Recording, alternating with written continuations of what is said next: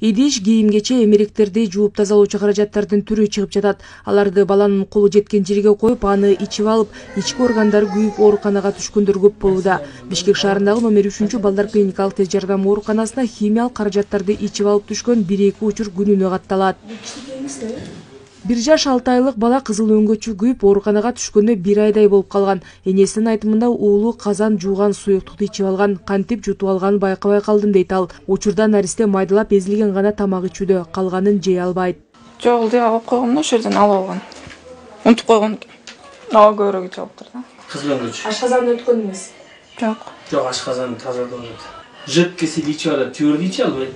Твердый. Иче албайт, вообще жута албайт твердыйды.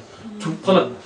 Арганда химиялык суюктуктарды ичип алган балдарды дарылоо узакка созулат дейт балдар ооруканасынын башкы дарыгеринин орун басары Данияр Шайбеков. Айрым учурда жылдап дарыланууга туура келет. Анткени тамактануу мүмкүнчүлүгүн толук калыбына келтирүү талап кылынат. Тырышып калат, осто ошондо суу өтпөй калат. Основное лечение ушу буж менен бүтөт да. Ушулар менен жакшы болот балдардын баары. Дарыгерлердин айтымында химиялык суюктуктарды ичип алган баланын биринчи шилекейи куюлуп ага баштайт. Кээде дене табы көтөрүлүп, тамак иче албай калат. Мындан улам убагында медициналык жардам көрсөтүү үчүн ооруканага жеткирүү керек дейт статисттер. Келгенден көрүп анан гастроскопия жасайбыз, эзофагоскопия, ошонун канча